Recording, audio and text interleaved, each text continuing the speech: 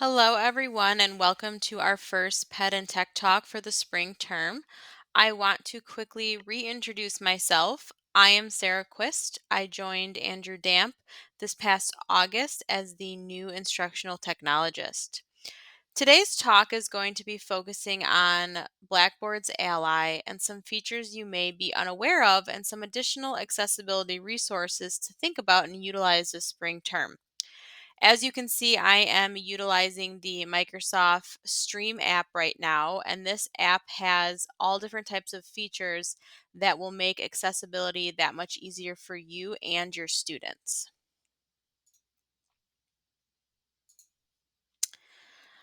I'm going to start off by sharing some information about Blackboard's Ally.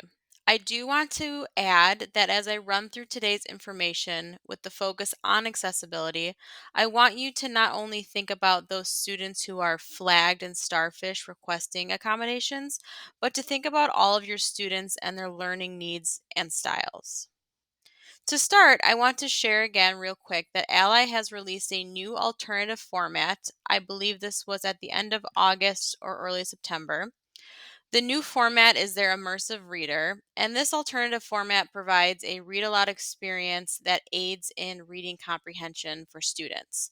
So, just something I want to make everyone aware of in case you have students this spring that would benefit from that new addition.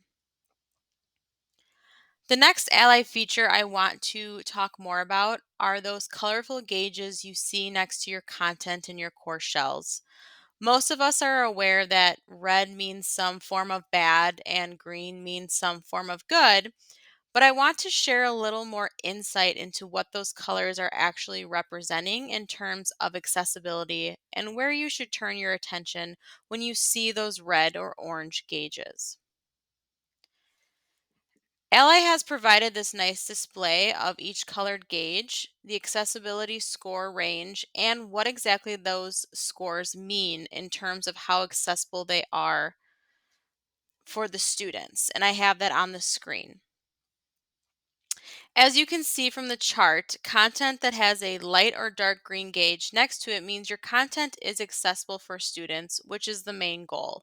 And Ally does have a saying, green is goal.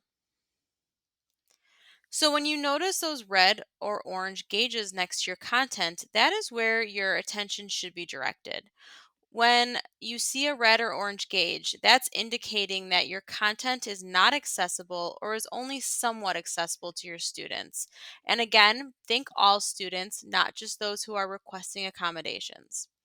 Now, you may be asking yourself, what can I do to fix those content areas? And this is where Ally's other features come into play that you may not be aware are offered to you as an instructor. Moving into my last bullet point on this slide, Ally has a feedback panel that you as the instructor can utilize to fix those red and orange gauges that may be popping up in your course shell. This feedback panel takes the guessing work out of trying to pinpoint what exactly is causing your content to have accessibility issues. To use this feature, all you have to do is click on the gauge itself, and I have a screenshot of what it looks like if the feedback panel is offered. You just have to simply hover your mouse over that gauge, and you will get the message you see on the screen.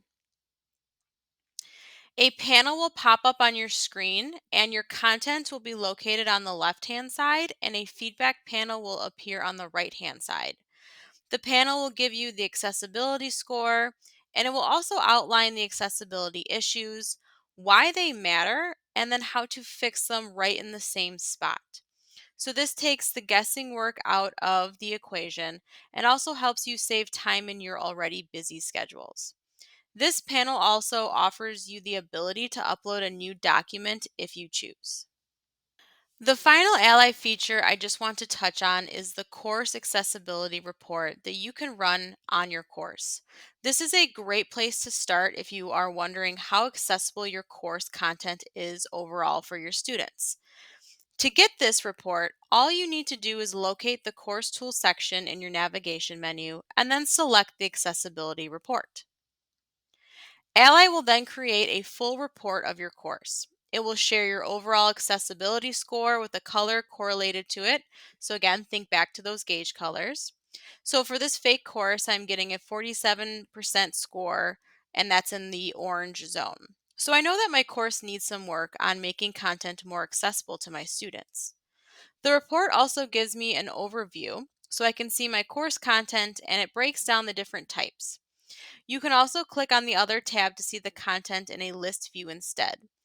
And all the way over on the right, you see these other two boxes.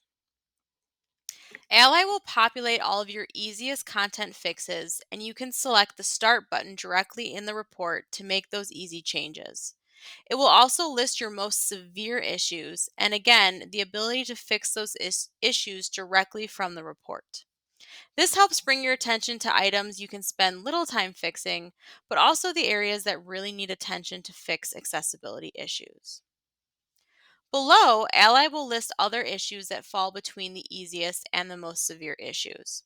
They assign a severity icon to the issue and give a description, so again, you're not guessing. You can click into those content areas as well and make fixes. So, like the feedback panel, Ally makes it possible to address these accessibility issues directly from the report, and you don't need to rummage around your course to find these items. To sum up the Ally portion, I just want to point out that all of the Ally features highlighted today and other features can be located from the LUID course by selecting the Ally and Accessibility resource link under the IDLE team for additional resources. I want to share two slides of accessibility data that Ally put out recently, and this is why I asked you to think about all students in today's session and not just that small population you see in Starfish. This chart shows how disabilities impact learning, the different categories of disabilities, and the percent of students within each category. The one area I want to point out, and I do apologize for the size, but the middle fact points out that only 16% of students with disabilities will earn a college degree. So moving into the next slide, Ally also gives these statistics that, 1 billion of people have a disability and 1 in 25 freshmen will have a form of a cognitive disability. The statistic that I really want you to be aware of is this: 60 to 80% of undergrad students with a disability will choose to not disclose that information. So, thinking back to that only 16% of students with a disability are getting degrees, we have to wonder about the correlation. And this is something I even saw happening in the K 12 setting. You see a student getting ready to head to high school who, up to this point, has received special education services, and now they want to clear a clean slate. They don't want to be labeled as that kid who needs help. And those students would struggle because they weren't getting the accommodations they required. So when I asked you to think about all your students, not just a small percentage that pops up in Starfish, this is why. There's a high chance you have more students with disabilities who are choosing to not disclose that information. And using Ally and its features to assure your content is accessible is one small step to helping students, regardless if they disclose accommodations or not. Thinking about those statistics and wondering what else you can do within your course, here are some other resources you can utilize to increase accessibility in your course. Again, use the Ally and Accessibility resource link for assistance. You will find demo videos made by me, additional links, and much more. I also have a direct link into the Universal Design for Learning discussion forum as well.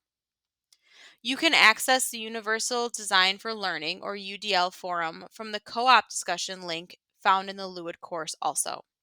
I have created this forum to bring awareness to the UDL framework and a number of resources to dive into if that is something you want to learn more about and how to incorporate it into your teaching practices. There is also a forum dedicated to the free Microsoft apps that both you and your students have access to that you, again, can use in your course and your class time to make things more accessible and more meaningful to your students. And finally, please feel free to contact me at any time if you have questions on the UDL framework, how to implement its practices and principles, and any other accessibility questions you may have.